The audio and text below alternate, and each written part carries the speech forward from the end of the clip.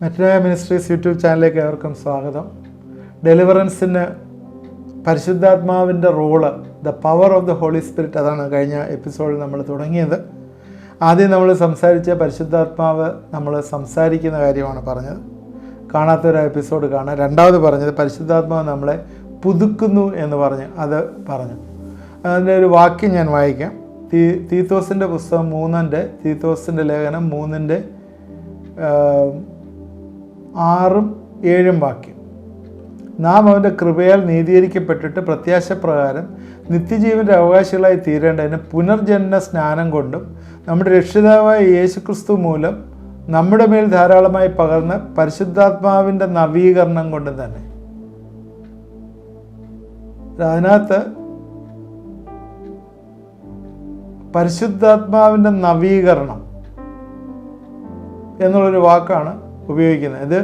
അത് ഒരു ഇംഗ്ലീഷിൽ നമ്മൾ വായിക്കുമ്പോൾ 5 തൊട്ട് വായിക്കുമ്പോഴേ ആ വേർഡ് കിട്ടുള്ളൂ. Renewing of the holy spirit, not by the righteousness which we have done, but according to the mercy he saved us by washing of regeneration and renewing of the Holy Ghost, which he shed on us abundantly through Jesus Christ our Savior, that being justified by grace we should made heirs according to the hope of eternal life.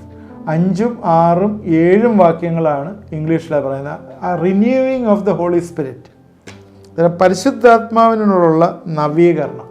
ഞാനത് പറഞ്ഞാണ്. വീട് paint അടിക്കുന്ന കാര്യവും trim ചെയ്യുന്ന കാര്യവും എല്ലാം ഞാൻ നിങ്ങളോട് കഴിഞ്ഞ എപ്പിസോഡിൽ പറഞ്ഞാണ്.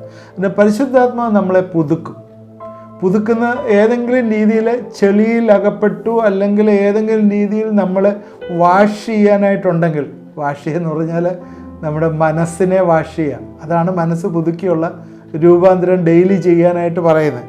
അതുമായിട്ട് ബന്ധപ്പെട്ടാണ് അത് പറയുന്നത്. ഇങ്ങനെ മനസ്സിനെ പുതുക്കുന്ന കാര്യം, അത് പരിശുദ്ധാത്മാവാണ് അതിന് ഇനിഷ്യേറ്റീവ് എടുക്കുന്നതെന്നാണ് ഞാൻ പറയാനായിട്ട് ഉദ്ദേശിച്ചത്. 2 കൊരിന്ത്യർ 4:16 ഇംഗ്ലീഷിൽ എഴുതിയിരിക്കുന്നത്. അതുകൊണ്ട് ഞങ്ങൾ അധൈര്യപ്പെടാതെ ഞങ്ങളുടെ പുറമേയുള്ള മനുഷ്യൻ ക്ഷയിച്ചു പോകുന്നുവെങ്കിലും ഞങ്ങളുടെ അകമേയുള്ളവൻ നാൾക്ക് നാൾ പുതുക്കം പ്രാപിക്കുന്നു. 2 കൊരിന്ത്യർ 4:16. അകമേയുള്ള മനുഷ്യനെ നാൾക്ക് നാൾ പുതുക്കുന്നത് പരിശുദ്ധാത്മാവാണ്. അതാണ് പറയാനായിട്ട് ഉദ്ദേശിച്ചത്. നാൾക്ക് നാൾ നമ്മളെ പുതുക്കുകയാണ്. നമുക്കറിയാം, ഒരു സെല്ല്, മനുഷ്യൻ്റെ ശരീരത്തിലെ സെല്ലുകൾ പുതുതായിട്ട് ക്രിയേറ്റ് ചെയ്യപ്പെടുന്നുണ്ട്. നമ്മുടെ സെല്ല് ചത്ത് കഴിഞ്ഞിട്ട് പുതിയ സെല്ലുകൾ ക്രിയേറ്റ് ചെയ്യപ്പെടുന്നുണ്ട്. ആ ഗ്രോത്ത് പ്രോസസ്സിലുള്ളതാണ്. അതുപോലെ തന്നെ നമ്മുടെ ഉള്ളിലുള്ള മനസ്സിനെ ഈ നാൾക്ക് നാൾ ആണ് തീരുമാനങ്ങൾ എടുക്കുന്നതും ഇമോഷനെല്ലാം വരുന്ന മനസ്സിൽ നിന്നാണല്ലോ നമ്മുടെ ദേഹി. അതിനെ നാൾക്ക് നാൾ പുതുക്കിക്കൊണ്ടിരിക്കുന്ന ആരാണ്? ഈ പരിശുദ്ധാത്മാവ് പുതുക്കിക്കൊണ്ടിരിക്കുകയാണ്. ഈ ആത്മാവ് ദൈവവുമായിട്ട് ബന്ധപ്പെട്ട് ആത്മീയമായിട്ടുള്ള ആ മഹത്വം നമ്മളിരിക്കുമ്പോഴേ അതിനെ സപ്പോർട്ട് ചെയ്യാനായിട്ട് ദൈവവചനം നമ്മുടെ ഉള്ളിലേക്ക് ചെന്ന് കഴിയുമ്പം ഇത് രണ്ടും കൂടെ വന്നിട്ടാണ് നമ്മളെ റിന്യൂ ചെയ്യുന്നത്, നമ്മളെ പുതുക്കുന്നത്. അപ്പോൾ ഈ റിന്യൂവൽ പ്രോസസ്സിൽ കൂടി നമ്മൾ കടന്നു പോയില്ലെങ്കിൽ ഗ്രോത്ത് പ്രോസസ്സ് ഉണ്ടാവത്തില്ല. ഹലോ, നമ്മുടെ ജീവിതത്തിൽ ഗ്രോത്ത് ഉണ്ടാവില്ല.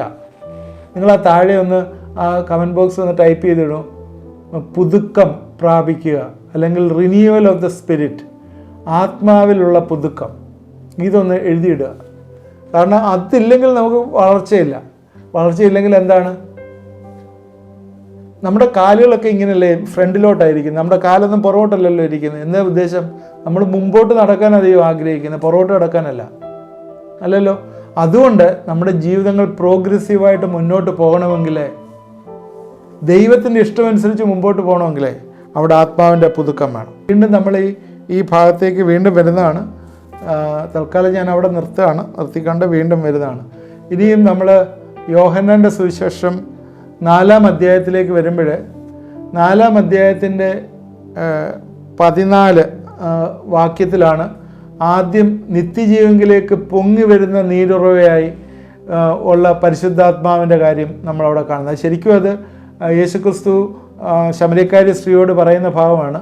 യോഹന്നാൻ 4:14, ഞാൻ കൊടുക്കുന്ന വെള്ളം കുടിക്കുന്നവന് ഒരു നാളും ദാഹിക്കുകയില്ല, ഞാൻ കൊടുക്കുന്ന വെള്ളം അവനിൽ നിത്യജീവനിലേക്ക് പൊങ്ങി വരുന്ന നീരുറവയായി തീരും എന്ന് പറഞ്ഞു.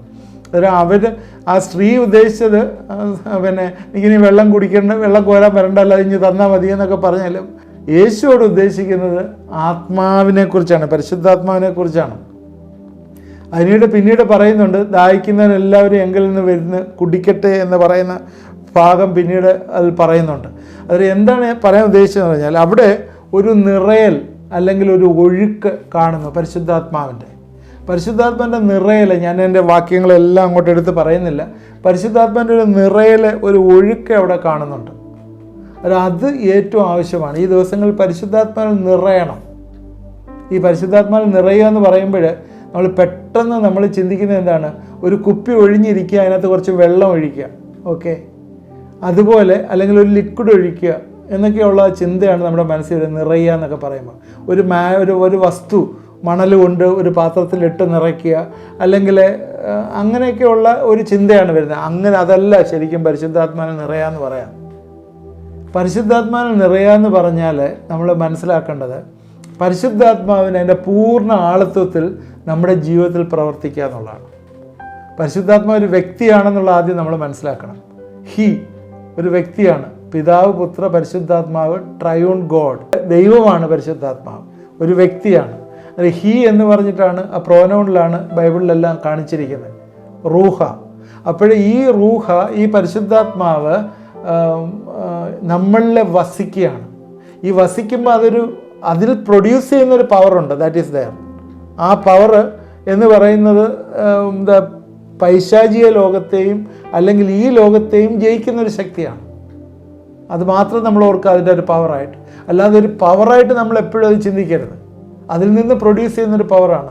അതിന് പരിശുദ്ധാത്മാവിൽ നിറയുക എന്ന് പറഞ്ഞാൽ മനസ്സിലാക്കേണ്ടത്, പരിശുദ്ധാത്മാവിന് നമ്മുടെ ജീവിതത്തിലെ എല്ലാ തുറകളിലും, സ്ഫിയേഴ്സ് ഓഫ് ലൈഫ് പൂർണ്ണമായിട്ട് ഇൻവോൾവ് ചെയ്യാൻ, വർക്ക് ചെയ്യാനായിട്ട് അനുവദിക്കുക എന്നുള്ളതാണ്. എന്ന് പറഞ്ഞാൽ നമ്മൾ എത്രയും ഈൽഡ് ചെയ്ത് കൊടുക്കുന്നോ അതനുസരിച്ച് പരിശുദ്ധാത്മാവിൻ്റെ നിറവ് പ്രാപിക്കും. ഇവിടെയാണ് കാത്തിരിക്കേണ്ട ആവശ്യം വരുന്നത്.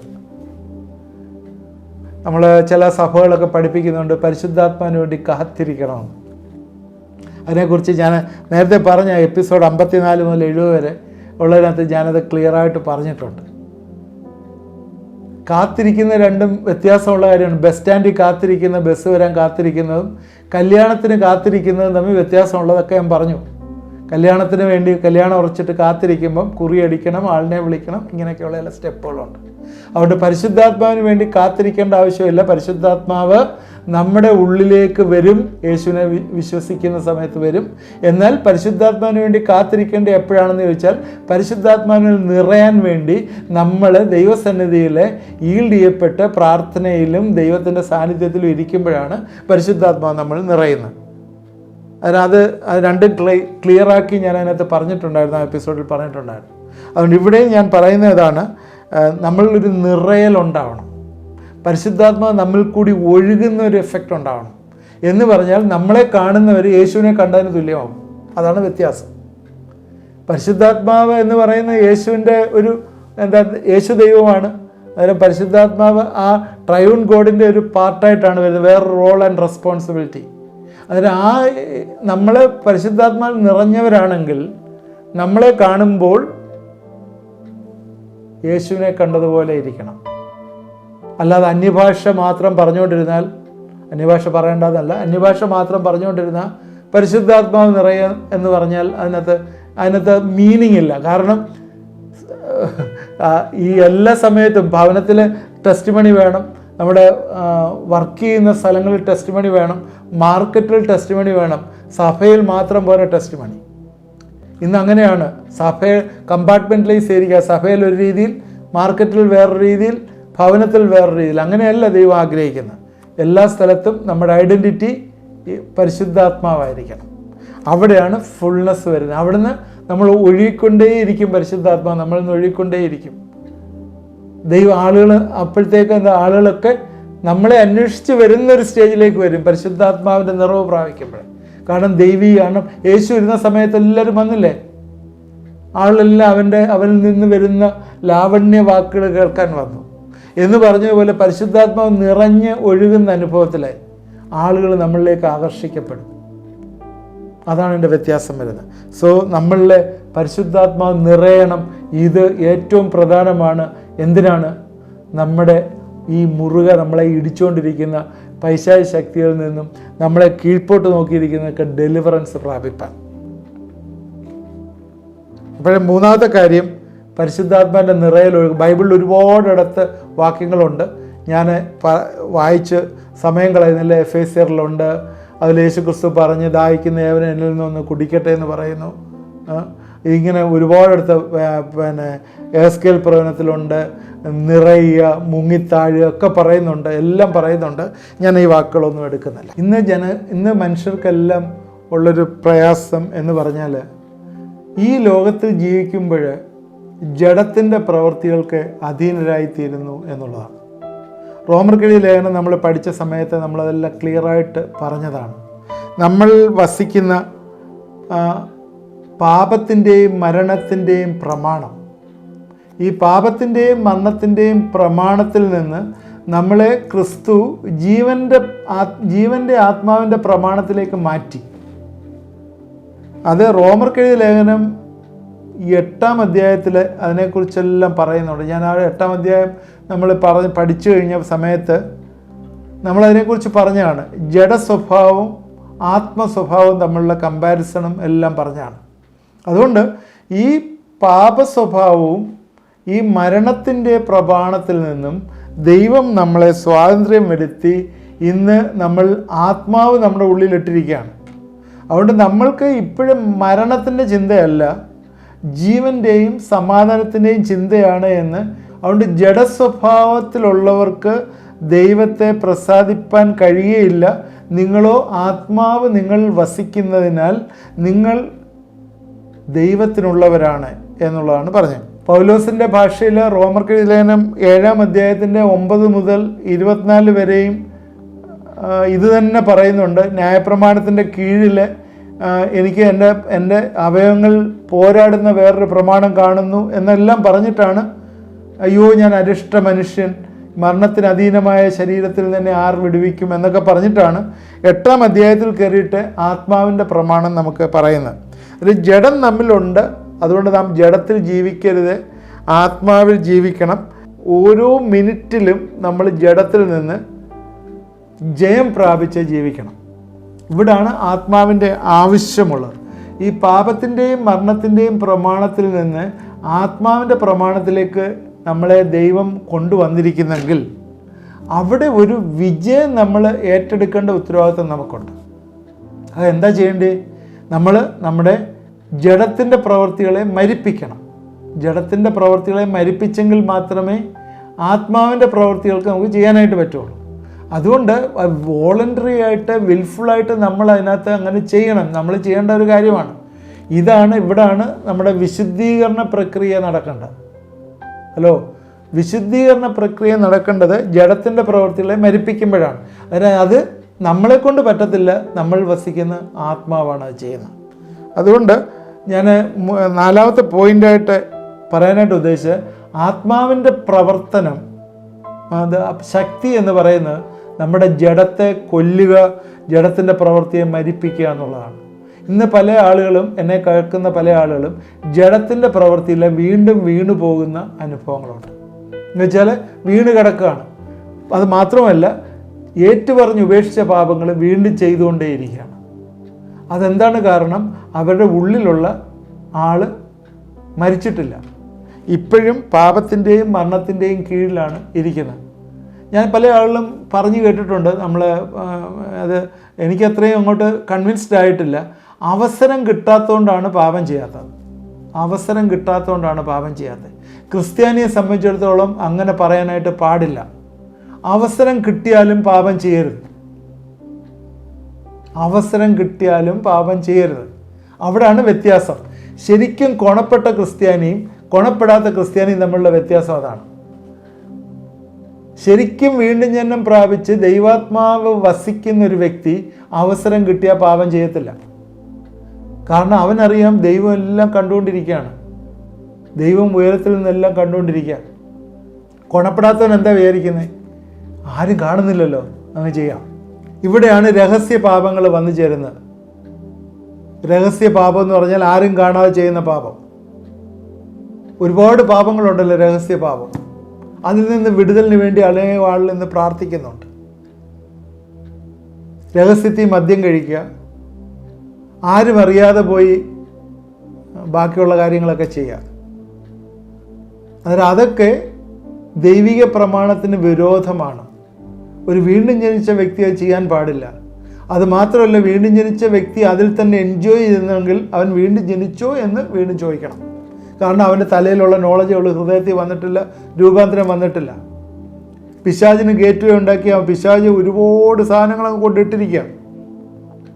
ഈ സെക്ച്വൽ സിന്നുമായിട്ട് ബന്ധപ്പെട്ട് ഞാൻ കഴിഞ്ഞ ഒരു പുസ്തകത്തിൽ നിന്ന് വായിച്ച ഏകദേശം 112 പൈശാചിക അറ്റാക്കുകൾ, 112ഓളം പിശാചിൻ്റെ അറ്റാക്ക് ഉണ്ടെന്നാണ് പറയുന്നത്. അതിൻ്റെ റിലേറ്റഡ് ആയിട്ടുള്ള 112ഓളം ഉണ്ടെന്നാണ് പറയുന്നത്. അതിൻ്റെ ഡീറ്റെയിൽസ് എടുത്തു തരാം ഞാൻ. അതിന് എന്ന് വെച്ചാൽ പ്രോണോഗ്രഫി, മാസ്റ്റർബേഷൻ, പിന്നെ സെക്ച്വൽ തോട്ട്സ്, ഡിസയർ, ലെസ്ബിയൻ, ഗേ, ഇങ്ങനെയുള്ള ഒരുപാട് സ്പിരിറ്റുണ്ട്. സ്ലാണ്ടർ, അതിനകത്ത് പിന്നെ മദ്യപാനം വരുന്നുണ്ട്, പിന്നെ ഇങ്ങനെ വേണ്ടാത്ത പറയുന്നുണ്ട്, വേണ്ടാത്ത കൂട്ടി, ഇതെല്ലാം തന്നെ ഓരോ സ്പിരിറ്റുകളാണ്. നമ്മളതിൻ്റെ കൂടുതലായിട്ട് ഡീറ്റെയിൽഡായിട്ട് നമ്മൾ നോക്കുമ്പോൾ മനസ്സിലാവും ഓരോ സ്പിരിറ്റുകളാണ്. ഈ സ്പിരിറ്റിനെ എല്ലാം നമ്മൾ ജയിക്കേണ്ടിയിരിക്കുന്നു. ജയിച്ചില്ലെങ്കിൽ അതിനകത്തായിപ്പോവും, അകപ്പെട്ടു പോവും. അതുകൊണ്ട് അവിടെ ഒരു വിശുദ്ധ ജീവിതം വരത്തില്ല. അവിടെയാണ് working out of our salvation. നമ്മുടെ ജഡത്തിൻ്റെ പ്രവൃത്തികളെ മരിപ്പിക്കുന്ന അവിടെയാണ്. അതുകൊണ്ട് ഈ ജഡത്തെ മരിപ്പിക്കാനായിട്ട് ദൈവത്തിൻ്റെ ആത്മാവിന് ശക്തിയുണ്ട്. അത് ചെയ്തില്ലെങ്കിൽ ഡെലിവറൻസ് വരത്തില്ല. അതെങ്ങനെയാണ് ചെയ്യേണ്ടതെന്നുള്ളത് ഞാൻ പിന്നീട് പറഞ്ഞു തരാം. അന്നേരം നമ്മൾ പ്രാർത്ഥനയുടെ ആത്മാവിനെ കുറിച്ച് നമ്മൾ പറയുന്ന സമയത്ത് നമുക്ക് പറയാം. പ്രാർത്ഥനയിൽ കൂടാണ് ജയം എടുക്കേണ്ടത്. അത് ഏത് രീതിയിൽ പ്രാർത്ഥിക്കണമെന്നൊക്കെ ഞാൻ പറഞ്ഞു തരാം. തീർച്ചയായും ഈ രീതിയിലുള്ള ഒരു വിക്ടറി നമുക്ക് ദൈവം ആഗ്രഹിക്കുന്നു. അത് പരിശുദ്ധാത്മാവിൻ്റെ ശക്തിയാണ്. അപ്പോൾ ഞാനിന്ന് 3 കാര്യങ്ങളാണ് പ്രധാനമായിട്ട് പറഞ്ഞു. ഒന്ന്, ആത്മാവ് നമ്മളെ പുതുക്കുന്നു എന്ന് പറഞ്ഞു. രണ്ടാമത്, ആത്മാവിനാൽ നമ്മൾ നിറയണം എന്ന് പറഞ്ഞു. നിറയുക എന്ന് പറഞ്ഞാൽ നമ്മൾ കർത്താവിന് വേണ്ടി ആത്മാവിനെ സബ്മിറ്റ് ചെയ്യുകയാണ്, നമ്മളെ ജീവിതങ്ങളെ തന്നെ സബ്മിറ്റ് ചെയ്യുകയാണ്. അതിനകത്ത് ഒരുപാട് കാര്യങ്ങളുണ്ട്. അതിനകത്ത് ഡീറ്റെയിൽഡായിട്ട് ഞാൻ പറഞ്ഞിട്ടില്ല. Baptism of the spirit, filling, overflowing, ഇതെല്ലാം ഉണ്ട്. അന്നേരം ഞാൻ ഫില്ലിങ്ങിൻ്റെ കാര്യം മാത്രമേ പറഞ്ഞുള്ളൂ. ആത്മാവിനാൽ നിറയുന്ന അനുഭവം അത് മാത്രമേ ഞാൻ പറഞ്ഞുള്ളൂ. അത് നമ്മൾ ആവശ്യമാണ്, ആത്മാവിനാൽ നിറയണം. മൂന്നാമത് പറഞ്ഞത്, ജഡത്തിൻ്റെ പ്രവൃത്തികളെ മരിപ്പിക്കാനായിട്ട് പരിശുദ്ധാത്മാവിൻ്റെ ശക്തി നമുക്ക് ആവശ്യമാണ്. പരിശുദ്ധാത്മാവിൻ്റെ ശക്തി നമ്മൾ ജഡത്തിൻ്റെ പ്രവൃത്തികളെ അതോട് രാഗമോഹങ്ങളോട് ക്രൂശിച്ച് കളയുന്ന അനുഭവം. അന്ന് ഞാൻ പറഞ്ഞ റോമർക്ക് എഴുതിയ ലേഖനം 6, 7, 8 അധ്യായങ്ങൾ പഠിച്ച സമയത്ത് സ്പെസിഫിക്കായിട്ട് പറഞ്ഞ ചുട്ട് സമർപ്പിക്കുന്ന കാര്യമെല്ലാം പറഞ്ഞാണ്. ചുട്ട് കഴിഞ്ഞാൽ പിന്നെ അതിനകത്ത് പിന്നെ പൊങ്ങി വരത്തില്ല, ചത്തുപോയി. ആ സാധനം പൊങ്ങി വരാൻ പാടില്ല. പൊങ്ങി വരുമ്പോൾ തന്നെ പരിശുദ്ധാത്മാവ് നമ്മളെ അറിയിക്കും, ഇത് പൊങ്ങി വരുന്നു എന്ന് പറയുമ്പോൾ നമുക്കതിൽ നിന്ന് വിക്ടോറിയസ് ആയിട്ട് പുറത്തു വരാം. ഈ 3 കാര്യങ്ങളാണ് ഇന്ന് ഞാൻ പറഞ്ഞത്. ഇന്ന് പലർക്കും ഇങ്ങനെയുള്ള ചില വിഷയങ്ങളിൽ ഇന്ന് വിടുതൽ പ്രാപിക്കാത്തവരുണ്ടെങ്കിൽ എന്നോട് ചേർന്ന് പ്രാർത്ഥിക്കണം. എൻ്റെ ദൈവം, ഞാൻ വിശ്വസിക്കുന്ന ദൈവം നിങ്ങളെ ഇതിൽ നിന്ന് വിടുവിക്കാനായിട്ട് മതിയായിട്ടുള്ള ദൈവം. പല പ്രാവശ്യം നിങ്ങൾ സെൽഫായിട്ട് ട്രൈ ചെയ്തു, നടക്കത്തില്ല എന്ന് പറഞ്ഞ് ദൈവത്തിന് അങ്ങ് വിട്ടുകൊടുക്കുക. ദൈവത്തോട് ഏറ്റു പറഞ്ഞിട്ട്, കർത്താവേ നിൻ്റെ ആത്മാവ് സഹായിക്കണമേ എന്ന് പറഞ്ഞ് പ്രാർത്ഥിക്കുക. അവിടെ പ്രാർത്ഥിച്ച് അതിനെല്ലാം ഉപേക്ഷിച്ചിട്ട് അവിടെല്ലാം ദൈവവചനത്താൽ നിറയ്ക്കുക, ആത്മാവിനാൽ നിറയ്ക്കുക. പ്രാർത്ഥിക്കാം. ദൈവമായ കർത്താവേ, എന്നോട് ചേർന്ന് പ്രാർത്ഥിക്കുന്നവരെ അനുഗ്രഹിക്കണം. പ്രത്യേകിച്ച് ഈ വലിയൊരു വിടുതൽ, ഈ മേഖലകളിലെ രഹസ്യ പാപങ്ങളിൽ നിന്നുള്ളൊരു വിടുതൽ കർത്താവേ നീ കൊടുക്കണമേ എന്ന് പ്രാർത്ഥിക്കുന്നു.